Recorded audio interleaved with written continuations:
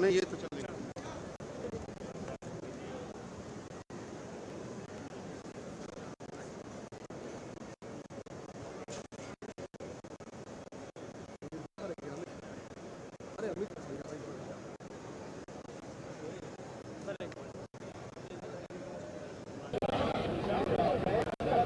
मित्रों,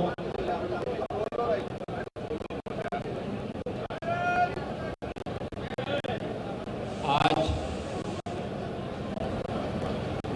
भारत माता के महान सपूत भारतीय जनसंघ के संस्थापक अध्यक्ष डॉक्टर श्यामा प्रसाद मुखर्जी जी की पावन पुण्यतिथि है।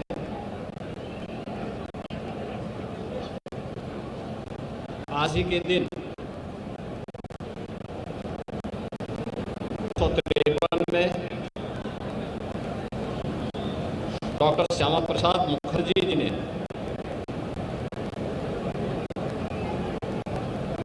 अखंड भारत के लिए अपना बलिदान दिया था। डॉक्टर श्यामा प्रसाद मुखर्जी एक महान शिक्षाविद,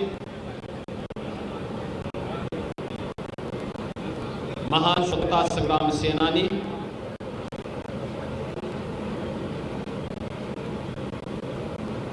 और एक भारत श्रेष्ठ भारत के स्वप्न दृष्टा थे। स्वतंत्र भारत में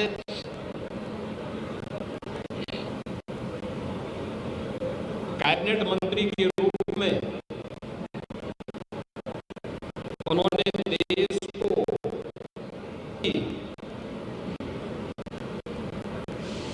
नेतृत्व से लाभान्वित करके देश की औद्योगिक नीति को करने में बड़ी भूमिका का निर्वहन किया था।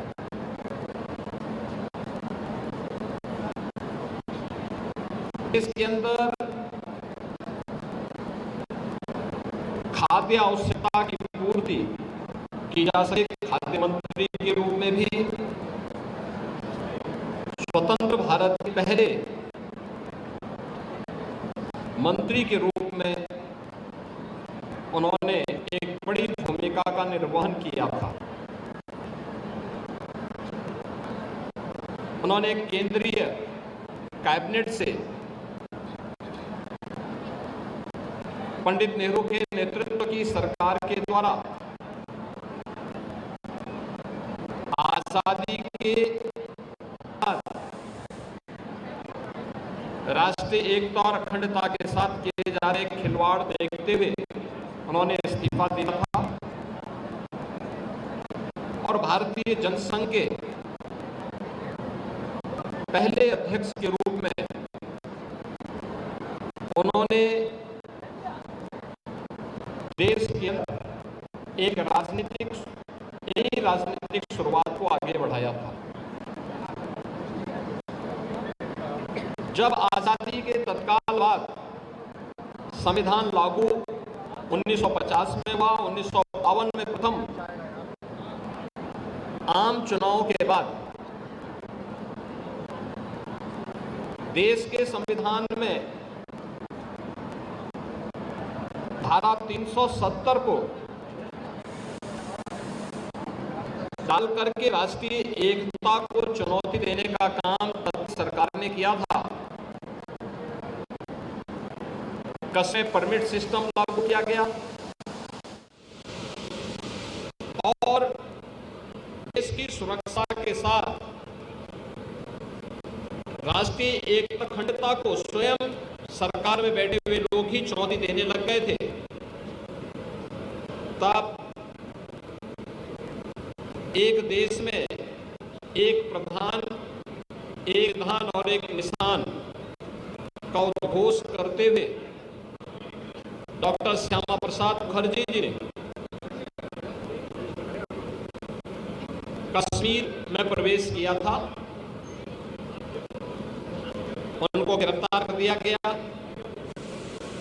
हिरासत में ही 23 जून 1963 को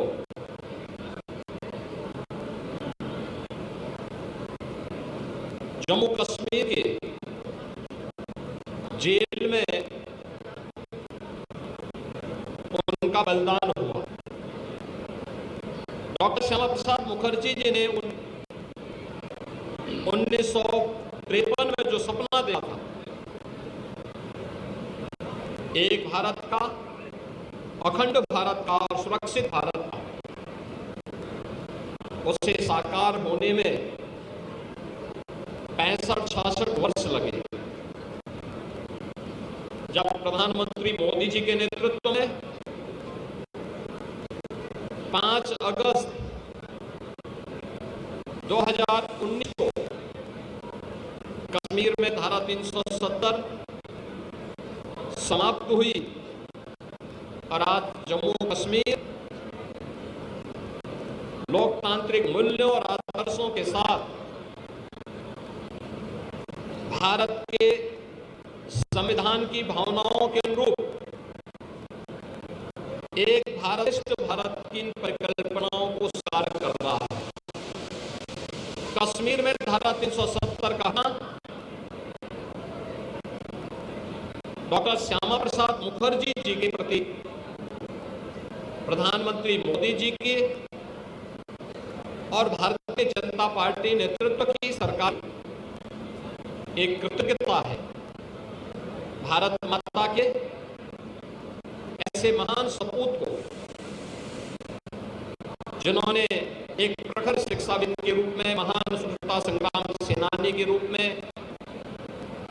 एक विजनरी राजनीतिक नेतृत्व के रूप में देश को अपने मूल्य से लाभान्वित किया था, उनकी इस पावन पुण्यतिथि के अवसर पर मैं उत्तर प्रदेश सरकार की ओर से, उत्तर प्रदेश की जनता जनार्दन की ओर से उनके स्मृतियों को नमन करते हुए विनम्र श्रद्धांजलि अर्पित करता हूं।